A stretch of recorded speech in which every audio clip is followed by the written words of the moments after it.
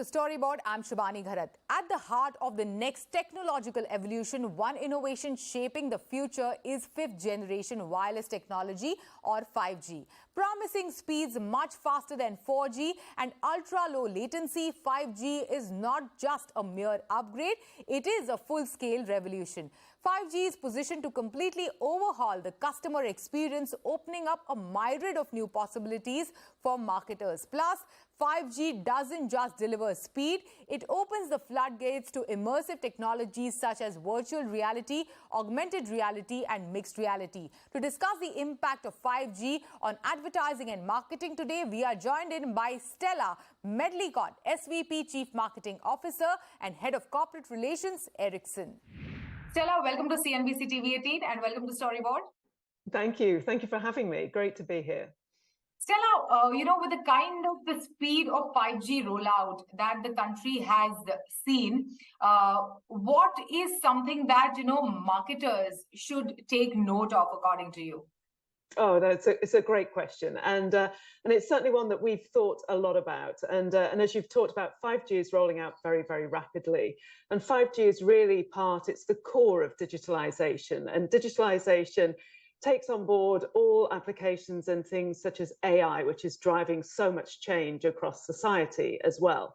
And from a marketing perspective, what 5G really starts to bring is a lot of different areas to focus around. This could be immersive experience. It could be being able to provide much more personalized content to your audiences. Also innovative content and sort of thinking about all of the way that creators of content can unleash their creativity as well, because there's going to be so many different ways to reach those audiences. But the other side of that as well is the importance that it will give around understanding audiences better. So this will give much more real-time communication around location of where people are. So things are trackable and marketing campaigns will be able to deliver much more return on their investments as well. And so a lot of this is really how we're working with our customers to develop these solutions, to share them with enterprises so that they can understand how they can take advantage of what 5G can bring. Yeah, and you mentioned immersive experiences like AR, VR, and this has been much discussed. And, I mean, the conversations on AR, VR also, came forth first with Metaverse and now again, grabbed the headlines again when Apple launched their own mixed reality headset like a couple of months ago. Going forward, if you can, probably give us an understanding on some of the cases or some of the things that marketers can work with in this domain with the use of 5G. Yeah, no, absolutely. So if you think about AR and VR, as you say, and also mixed reality and extended reality, it starts to give so many different ways to reach those audiences. Already today, if you're thinking about it, you can start to look at things like when you're wanting to buy furniture, how it would look in your home, for example, or if you're wanting to try on clothes, what they would look like on your body shape. So with 5G, what this gives you is so much more opportunity to have much more data that's going through the network, as well as a lot more personalized content as well. So what this would start to bring is this ability for people to be able to create that experience, so you can understand that experience and look at buying products and how they will look either on you or in your home environment as well. So really starting to engage that much more immersive experience with the end consumer. Yeah. Also, Stella, if you can tell us, how does Ericsson look at the India market? At one end, if you look at 5G, the rollout happened much later as compared to some of the global markets. It was much later than that, but the speed of it was much fast. Plus, now many of the Indian customers are still in the rural markets in tier 2, tier 3 cities, still on 2G and 3G. But at the same time, the cost of data is getting, is getting cheaper. Yeah. So how do you look at this entire dynamic? How do you look at India as a case? I mean, India is a remarkable case, really. The pace of rollout that you've had in India is phenomenal. And India really is a digital-first economy as well. So we're very, very excited about what we're seeing across India. And I'll give you some examples of how India is comparing to the rest of the world, because a lot of the things that we do is also looking at how consumers are using data and how that is changing. So just to give a couple of examples, globally, the average smartphone user will use about 20 gigabytes of data per day. Per month. And in India, that is one of the highest markets, where it's at 28 gigabytes per month. And also when we look and we do the projections going out, we see that that's likely to increase to a phenomenal 68 gigabytes by 2028 as well. So that growth is really, really big. And so that's a CAGR of about 16%. We also see that smartphone subscriptions are now really increasing in India. So that's expected to grow from a 76% today to 93% by 2028. So a lot more people are now getting smartphone devices. And when we look at our consumer lab study, we've literally just done a study focusing on India. And this looks at technology attitudes, but also the affordability from a technology perspective, to talk to your earlier point about the fact there's still a lot of 2G, 3G use out there. So it's expected that 31 million users can upgrade to 5G phones just in 2023 alone. And then the other piece when we look at this is in 2022, in India, there were 29 billion app downloads. And in India, we see that users are spending more than, on average, 2 hours more per day using these apps than the early adopter market. So although you've been late to the market, the Indian consumers are actually really immersing themselves in the technology, which gives a brilliant opportunity to marketeers, because it gives you that very active audience as well. And how can they also track their, or certain trends when it comes to consumers? How can they track that consumer behavior better? You also touched upon, how they get access to faster data, faster consumer data, especially in today's cookieless world. But then, if you can throw in some light on how can they access or have more access to the consumer behavior? Absolutely, because obviously what this gives is this, as we talked about, this plethora of ways of reaching your audience with creative and innovative content. But also what 5G gives you is much more precision around locations of users, for example. So you would know if somebody is very near one of your stores or might be very near one of your restaurants. And so you can then promote with offers that will go out to those consumers as well. So what we start to see is much more ability to understand how customers are looking at information, how they're also engaging much more outside of the digital environment as well. So you can really start to build up a very strong picture. And obviously with 5G, what it gives you is it gives you that limitless connectivity, which basically means that you can be processing data much faster as well, and being able to be very agile and being able to sort of put very personalized offerings out to those consumers as well. And so it's really benefiting on both sides, both being able to be creative, but also being able to understand much more about the audiences themselves and their preferences and their behaviors. So that will give us many. So hyperlocal is something, with the location accuracy with 5G is something that will work very well. And we have seen a lot of those, especially during the mega events that the country sees, like the IPL, with broadcasted in multiple languages, where many of the local brands come on board. Also startups, local startups, getting on the hyperlocal journey. So that journey is going to be easier with 5G. Absolutely. Apart from that, over the past 3 years, in fact, we have seen how many of the businesses are going on their respective, digital transformation journey, and at a faster pace, of course, owing to the pandemic. If you can also share with us, Stella, how are they adopting 5G technology? Businesses overall. Well, I mean, 5G, when we looked at launching 5G, what we saw really was that the main benefit, although there's so many consumer benefits, as we've talked about with all of the different devices that are now available, but really 5G is transformative to industry and to business as well. When we look at 5G, what it enables is the ability for companies to become much more streamlined in their operations, their ability to be able to track where products are in the life cycle. So for example, from ports or transportation, you can be tracking where goods are, and makes you much, much more efficient. And so there's many use cases that we have, obviously out into industries to be able to do that. So that's the back end, if you like, from an industry or enterprise perspective. But also it enables very much at that front end. So the sort of sales and the marketing audiences where you're wanting to engage with customers as well. And we're building, we're also on top of the 5G network, building a global network platform.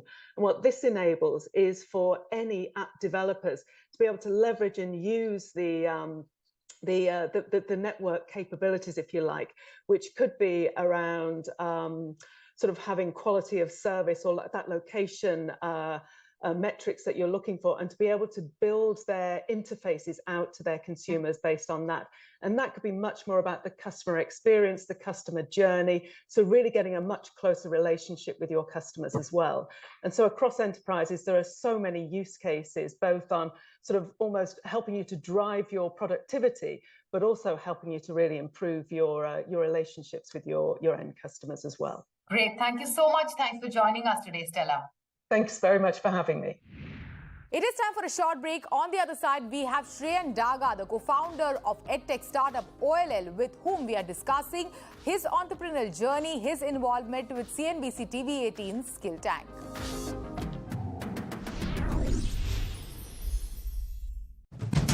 Welcome back, and we are now catching up with someone who's not your typical teenager. His entrepreneurial journey began at the tender age of 8 when he successfully sold his paintings. By the time he was 15, he was interning at the stock exchange. Now at the age of 19, he's a seasoned entrepreneur. Meet Shreyaan Daga, the co-founder of edtech startup OLL.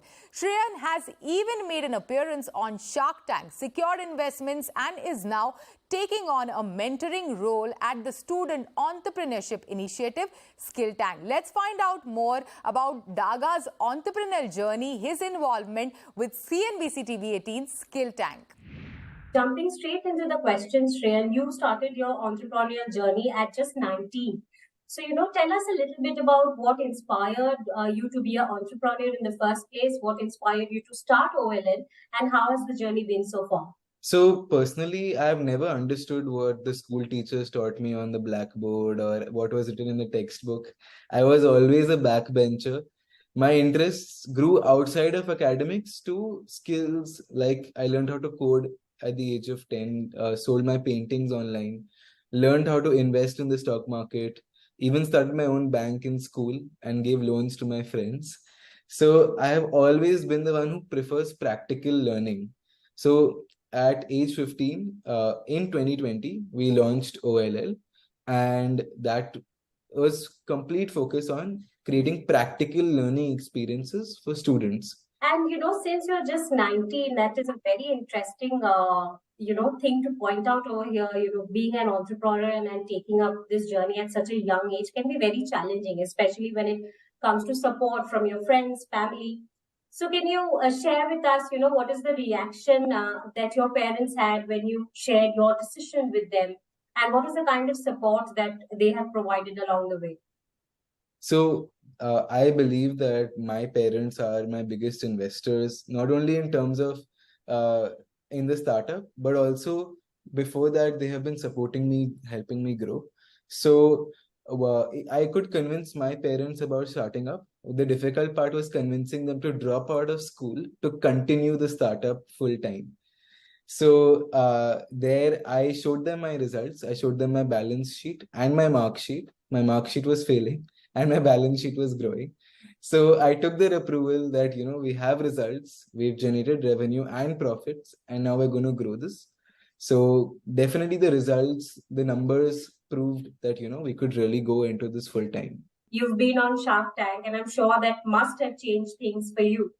So what has your experience been on the show, and how have things changed after that for you personally and also for OLL, your brand? We've grown our revenue into 10x. We've even grown our valuation by 10x. So we've definitely grown really, really at a bigger pace and speed. Today, we're teaching over 20,000 plus kids daily. And in terms of, Shark Tank's impact on our brand presence, today I go in a metro to an airport. Wherever I'm walking, people start recognizing me that ye wohi ladka hai, and that is a very, very proud moment for my parents as well. What is Skill Tank all about? How is your association with Skill Tank, and how does Skill Tank, align with OLL's mission and journey?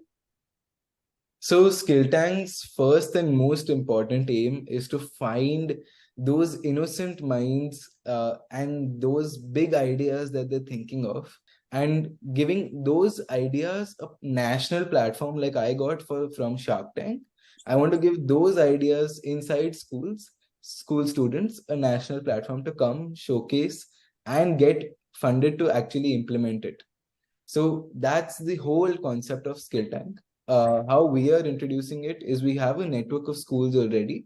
So we're making it as a compulsory competition in schools. Great. Thank you so much for being here on the show. That was very insightful, Shreyaan.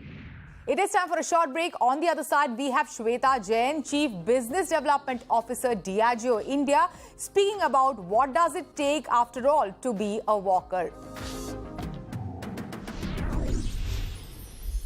Now, carrying forward the spirit of Keep Walking by Johnny Walker, Walker's Company is a platform that celebrates those driven by self-belief, their identity, and with it, the interlinked idea of progress, both for themselves and the world.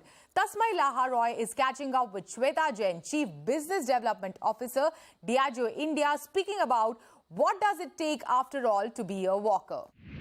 So we'll start with a walking anthem. It's a very powerful, strong song with a strong idea that drives it. So if you can tell us a little bit about the India chapter of it, the success of it, how it all worked out, and also how it aligns with the vision and the mission of Walker & Co. Great. So Tasmai, I'll begin by quoting some very famous words that John Legend has crooned. There's more to life. Step off that borderline, so much that we can explore.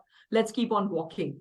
So the anthem, which is a rallying cry for India to keep walking, and this amazing time in India's journey as a culture capital of the world that is emerging. So the Walkers & Co. platform is a community platform that is inspired by Johnny Walker's rallying cry to keep walking. For generations, Keep Walking has stood for progression. So this anthem is actually brilliantly penned by the EGOT John Legend in collaboration with our very own Indian origin rap queen Raja Kumari. The two of them got together and they said that as Johnny Walker inspires many people to keep walking, what are those words and what is that anthem that can come together? And that led to the creation of the Keep Walking anthem, as we call it. And we did not just stop at creating the anthem. The anthem has been loved by millions of listeners, and it has inspired millions of creators all across. We said that why not bring them in person to share all their creations, and they both collaborated, and that brought in Walkers & Co. Concert Edition 1 to India. Premiumization is something that is at an all-time high across markets, and so tell us a little bit about the trends that you are observing when it comes to premiumization, especially the India story of it when it comes to Diageo and all the brand offerings that you have. So it's an amazing time, as I said earlier, for Indian and all the cultural celebrations of various celebratory occasions that Indians have in specific to our culture, and also there are various global celebratory occasions that Indians participate in, and we have our own Indian way of bringing that to life. And we're seeing that in those occasions, the Indian consumers are leading with premiumization. When it comes to our product world, where our category kind of plays in, we are essential to all kinds of celebrations, be it Indian weddings, be it even your marquee, occasions like you're turning 30 or 40, or you got your first funding, or you got, you created a beautiful piece of music and that got acknowledged. So a large part of our category finds itself at the core of that. In those occasions, we are seeing that Indians are appreciating better things rather than quantitatively looking at more things, and Indian consumers are loving creating stories around what they are drinking, what they are serving, or how even they are hosting people at home. So that's a big trend on premiumization. Two specific ones. One is the whole entertainment, whether you are entertaining yourself and celebrating with a close group of friends. So you want to drink better, you want to enjoy more nuanced kind of a experience around it. And the second thing we are seeing is that how you are entertaining at home. It is just premiumizing. You want to have various wonderful glassware. You want to have beautiful garnishes. You want to, you want to club it with a food serving. You want to do your own dining tables in a manner that creates stories, that creates conversation. So those are the two specific trends that we are seeing in and around our category. And in the past, Diageo has mentioned their interest in the organized dessert market in India, right? Keeping in mind your brand of which is Baileys. So if you can tell me a little bit about what's happening there, what are your plans, what's cooking? As many of us would know, Baileys is a wonderful adult treat. It is that little indulgence that you would want to give yourself at the end of a good day. And equally, you would find Baileys and its versatility actually allowing you to top up any dessert occasion that you might be having. So my reading of the Indian consumer landscape is again similar, that nuanced treats, adult treats are on the rise, and occasions around that are on the rise. And we have a wonderful representation in form of Baileys, which comes in flavors as luscious. Even as I'm speaking it, I'm feeling like trying out one. So be it the salted caramel, be it the strawberries and cream, or even the original Baileys. It's a wonderful top up to even Indian sweets, or even a simple piece of cake or coffee that you're having. And that's where our plans lie, that we want a large part of our consumer groups to actually top up their desserts with the wonderful taste profile of Baileys. And we are collaborating with some of the huge people of influence in the dessert space, patissiers, chefs, and even Indian sweet home chefs who are reinventing Indian sweets. And we are collaborating with them, and we are getting very inspired by their experimentation nature on how Baileys can find itself at the core of many of those wonderful sweet treats and desserts over there. And now, Storyboard 18's Visionary initiative is here. It aims to honor the brightest and the most innovative marketing minds in the country. Visionaries are women and men scripting some of the most exciting chapters in the Indian marketing, media and advertising landscape. They are marketing leaders with responsibility for a category, brand or innovation-led practice within their organization. They are the ones who exhibit a purposeful approach to building sustainable businesses and enduring brands. So get ready for a night that inspires and enlightens you, and let's celebrate the sharpest and the brightest minds in brand marketing. When you let ideas lead you to the cutting edge, when you turn insights into innovations and use creativity to shape brands with purpose, you become a visionary. An initiative by Storyboard 18, a night brimming with thought-provoking dialogues and celebrating the sharpest minds in brand marketing. October 27th at 6:30 p.m. in Gurugram. Personally believe the 4-5 key virtues I believe are pretty important for a marketer to be a visionary marketer. The first is having a flair of creativity, right? Because the marketer should envisage ideas that can lead to innovation and that can disrupt the market and create a far more better brand recall. That's one. Second, having an analytical frame of mind. Someone who can read, analyze data, insights, trends, and formulate a strategic approach about marketing, and not only in short term, but at the same time from a long-term perspective. Also, what's one of the key virtue which I believe is to be able to adapt to the change. What sets apart one visionary marketer over the rest is the consistency. visionary marketers are a very interesting fusion of creativity, adaptability, and a very, very deep-rooted insight of their audience and the market. So, all that they do is based on these three things sort of colliding and coming together. I think what distinguishes a visionary marketer is their holistic approach to the brand or the portfolio of brands that they manage, because they are not just looking at the short term of sales. They are really looking at building what we call brands for life. I think it's very important for marketers to begin with to have a vision, right? I don't think that's necessarily true of all marketers, and having a vision that's really well planned out, has a strong insight at the heart of it, I think really differentiates the great marketers from the good marketers, right? So I think that would be the first thing that I'd call out. The second thing that I'd call out is I think visionary marketers have really kind of strong and diverse capabilities of people working with them. So I think the one thing that sets marketers aside from all of other functions, right? I think, and especially a visionary marketer, is the impact that they can have on businesses. They're strong leaders.